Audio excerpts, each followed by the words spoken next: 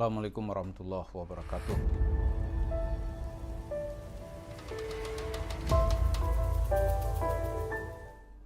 Para pemirsa, barangkali masih ingat dengan novel fiksi karya J.K. Rowling dengan tokoh yang terkenal yaitu cerita Harry Potter. Masih ingat kan? Harry Potter itu oleh J.K. Rowling ingin dibawa ke suatu dunia tersendiri, dunia sihir, di mana ada tokoh jahatnya yang bernama Voldemort. Ini cerita itu sebenarnya ya cerita dunia halu, di mana dibuat dalam dunia tersendiri, tapi halunya itu yang bisa membius anak-anak di seluruh dunia. Dari cerita halu-halu itu, J.K. Rowling menjadi kaya raya. Karena dalam setiap judul itu bisa dicetak dalam edisi Inggrisnya itu dalam volume bisa di atas 10 juta, di atas 10 juta kopi.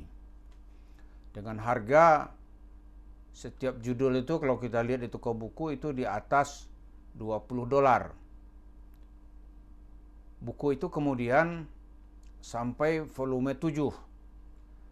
Maka setiap nomor yang mau dirilis atau mau di launching itu di toko buku orang antri. Saya lihat sendiri ketika diundang pameran arsitektur masjid di Vancouver tahun 2008 kalau salah. Itu kita lihat orang antri itu. Kita karena pertama bahasanya bahasa Inggris, yang kedua harganya mahal ya, nunggu-nunggu gitu. Nah, di Indonesia ada penerbit yang mendapat license untuk menerjemahkan dan menerbitkan, yaitu penerbit Gramedia. Itu pun dia juga menjadi kaya raya. Apa yang ingin kita inginkan di sini? Orang itu kadang-kadang memang bisa menikmati cerita sihir atau cerita halu-halu gitu. Untuk itu dia mengeluarkan uang. Tapi dia mendapatkan sesuatu, ada buku gitu kan. Nah, J.K. Rowling membuat buku gitu. Dari buku kemudian diangkat dalam cerita serial film. Dan Bapak Ibu kalau melihat di setiap Universal Studio di negara maju, misalnya di Singapura, ada tuh satu blog itu tentang Harry Potter gitu. Ini kata orang penulis seperti itu hanya muncul, ya tidak setiap abad dia muncul. Sebelumnya ada misalnya abad ke-18 itu, abad 18 atau abad ke-19 lah ya, abad ke-19. Dan di awal abad 20 itu ada penulis juga yang sangat hebat, namanya Karl May, orang Jerman kalau tidak salah itu. Dia bisa membius kita cerita, dan bukunya yang terkenal yang sampai ya, dalam bahasa Indonesia yang masih ada itu Dan Damailah di Bumi, kalau nggak salah itu judulnya.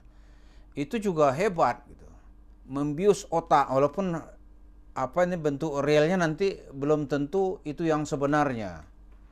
Lalu apa hubungan Harry Potter dengan Yusuf Mansur? Nah, itu kan. Kita melihat hubungannya kalau J.K. Rowling membuat mensimulasikan sihir itu dalam bentuk dunia tersendiri gitu. Tapi dia tidak menipu orang.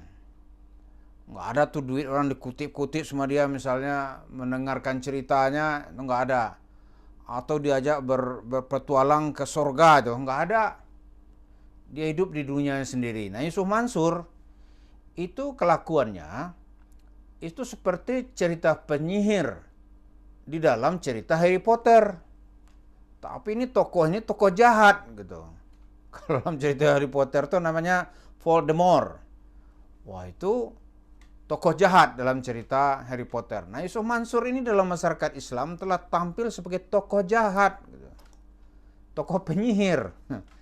Tapi kelakuannya ini, penyihirnya ini yang diambilnya duit terus.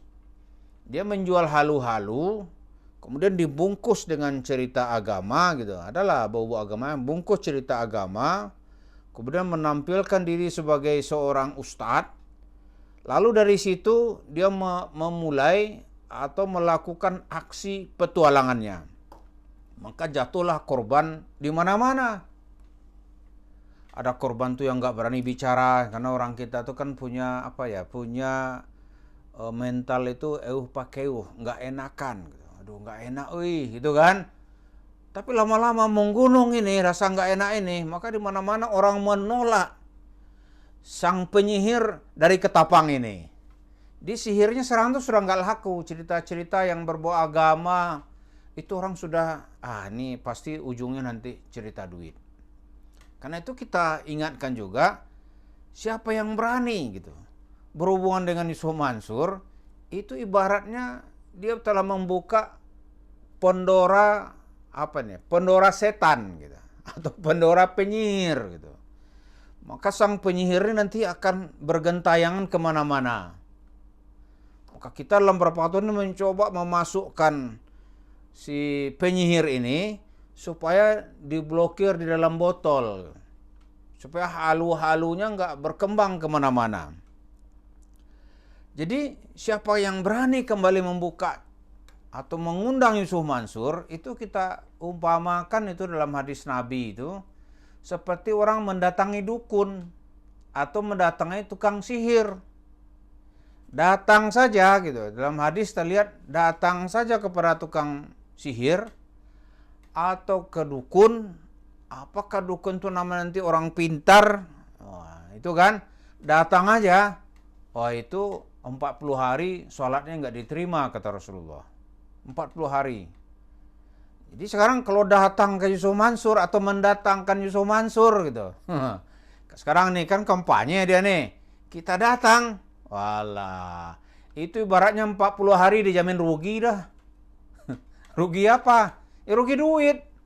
Pasti ujung-ujungnya yang ditimpe sama dia tuh pasti duit. Karena cerita Yusuf Mansur seperti penyihir yang haus duit gitu.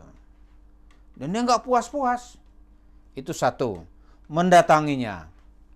Kalau meyakininya, ya kan?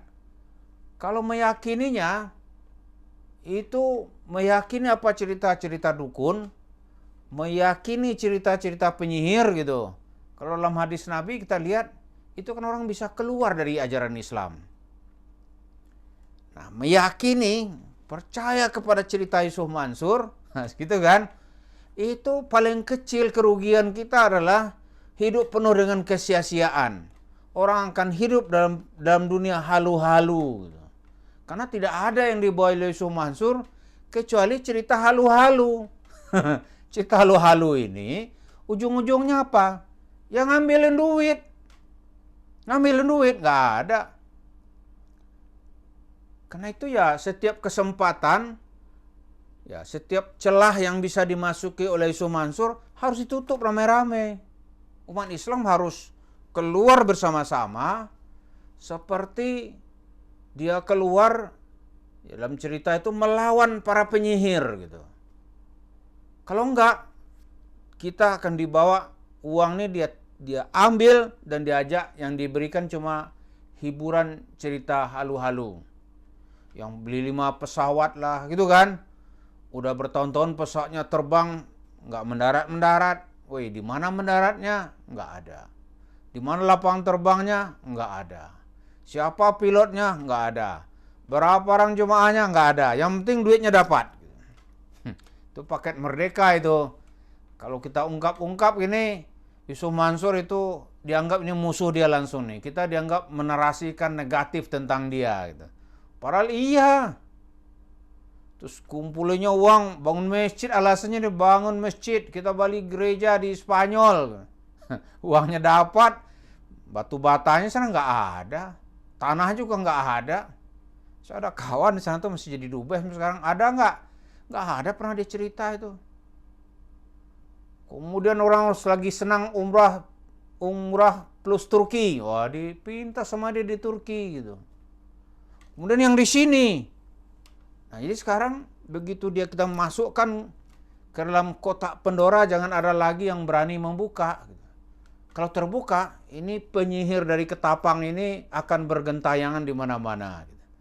Semoga kita semua ikut mengambil tanggung jawab ini supaya sang penyihir ini tidak berterbangan dan bergentayangan di tengah-tengah kita. Terima kasih. Assalamualaikum warahmatullahi wabarakatuh.